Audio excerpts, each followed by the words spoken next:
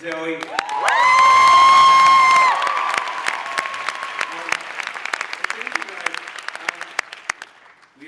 We had the craziest question and answer yesterday.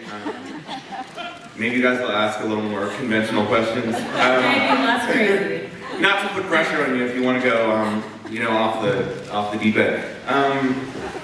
Who's got a first question? What inspired all of you to be a part of this film?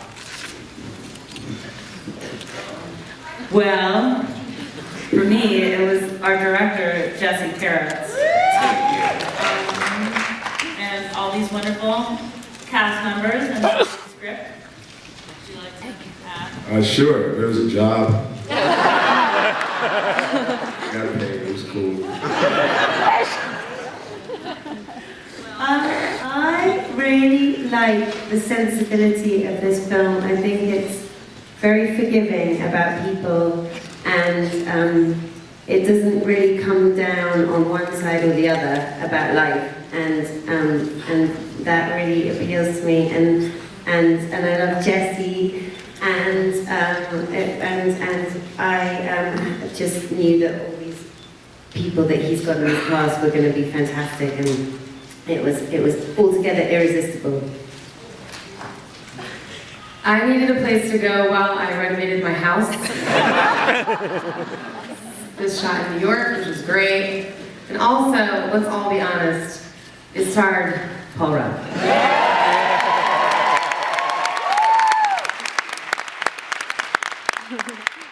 It was the 47th time Elizabeth Banks and I worked together. Yeah, for me, I really wanted to work with Jessie. We've worked together in the past and have been friends for a long time, and I really loved the script and this character. I thought it was a really fun character, and I thought it would be fun. Anybody else? Where did the idea come from? The idea? I mean, there's a couple different sources. I mean, I wrote this script with my sister and her husband David, and the true reality is they did all the writing. All I did was have long conversations with them over coffee, and I never actually did any work. But when we were starting to figure out the story, I was really trying to come up with originally like something that I could coax Paul to work on with me. And Paul and I had talked, we had many projects that kind of got about 10% into an idea in which he played characters kind of like this. Like definitely we'd always had the vision of him playing some dude with a big beard and long hair. And we really wanted to do something about grown, the complexities of grown sibling life. We just had, my sister and I are 2 of 4. We just had like a divorce in our family that like set a bunch of like weird energy, like, and fractures within, and then ultimately all our siblings coming together again. So we're sort of trying to sort of dig into that, and I don't know, yeah, I don't know. That it was really that's sort of where it started, and then the story just sort of found its way. Well, you did a great job. Oh, thank you so much.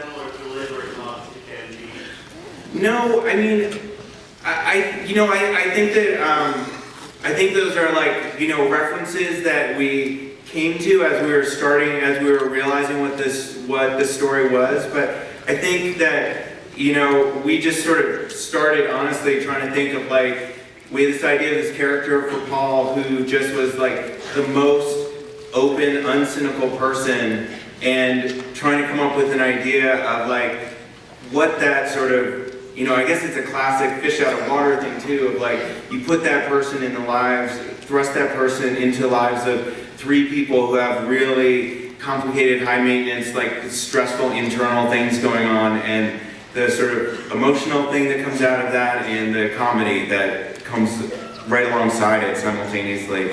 And those we sort of realized that it was part of those kind of stories once it was already a script. But maybe that's just because we weren't sort of intellectual enough to figure that out while we were in it. There's also a definite nod to being there. Yeah, that definitely occurred to us. And it's such a great movie. I don't think we set off like really thinking about that. I mean, I do think one of our earliest thoughts were thinking about Hannah and her sisters as sort of like a movie about siblings that we totally loved, and that was in our head somewhere as like a sort of reference point of like a sort of tone that we were hoping for, you know. Yeah? Do you love watching WikiLeaks cause the same chaos on the global stage of putting honesty out there? I never really thought about that, but you're right. Oh, he said he was just drawing a parallel between WikiLeaks throwing the same kind of chaos into the world through its like truthfulness that The Julian Assange of Sundance.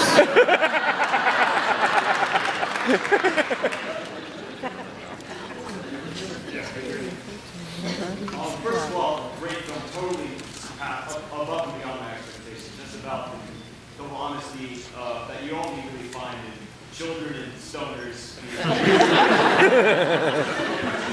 Paul, exactly how much method acting did you use?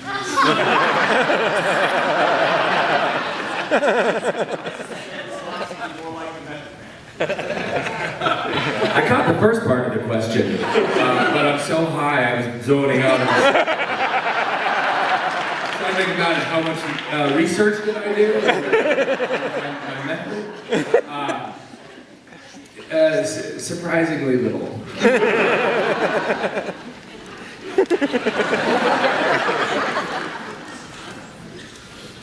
Such a heartwarming film. Great performances across the board.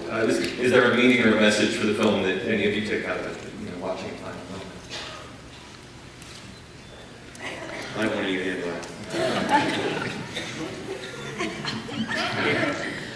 What I love about the movie is like we don't choose our family, and even though they throw chaos into your life, ultimately at the end of the day, it's your family that sticks by you no matter what. That's what I like about the movie. I also like that, it's hard to kind of, I think, always try and see the good and to try and live your life according to that ethic and to try and appeal to people's best sides is sometimes a very difficult, but I think ultimately gratifying way to live.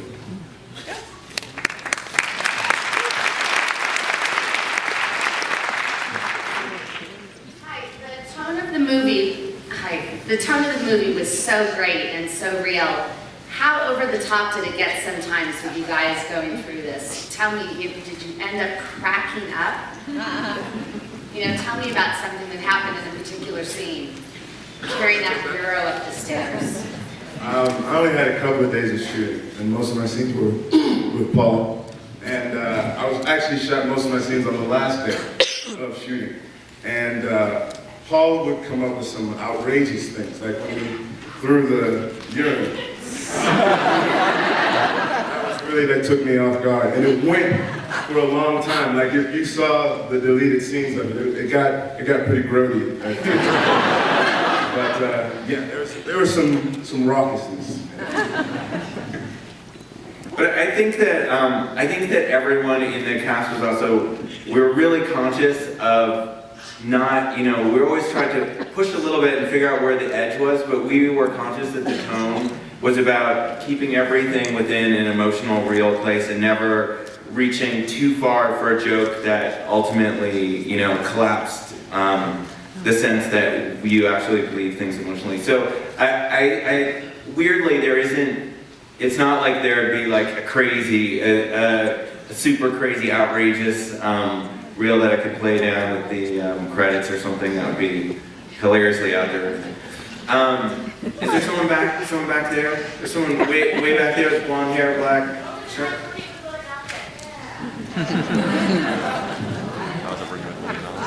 What was it like working with Willie Nelson? It was a very sweet dog, a very sweet dog, and an older dog. I'd say almost a week before we finished shooting, poor Willie left us. Yeah, I know. And we still had scenes to shoot. So you can imagine how upset we were. It was really, it was so sad. And the handlers, Willie's handlers, they had a couple of dogs, and it was, and so. And they were all related. They were all related, yeah. So Willie's son, Willie's daughter. Willie's father and daughter. Yeah, it was a family affair. But it was really sad, actually. It was really. I hope we didn't just ruin the movie by making you realize that there's actually 4 dogs. I know, yeah. We shouldn't tell people that, I really. Don't tell anyone, guys. We have time for one more. Someone up there? Yes, hi. How did you decide on the name for the movie, the title? Oh, wow. You know, that's a good question. It was at first called Our Idiot Brother, and then my producer really wanted to change it to My Idiot Brother because I thought it was a little more snappy. And I don't know really I can't remember where it came out of. I think it was because we had like all the characters come saying like Our Idiot Brother, da da da, and somehow that popped out and it stuck. And I don't know, maybe, let me ask you guys a question even though it's like too late to change it. My biggest worry was that My Idiot Brother would make people think that it was a much like broader movie than it actually was. And that would be like a disappointment to people, but at the end of the day everyone was like, yeah, that's a memorable title, let's keep it, let's not screw around, so.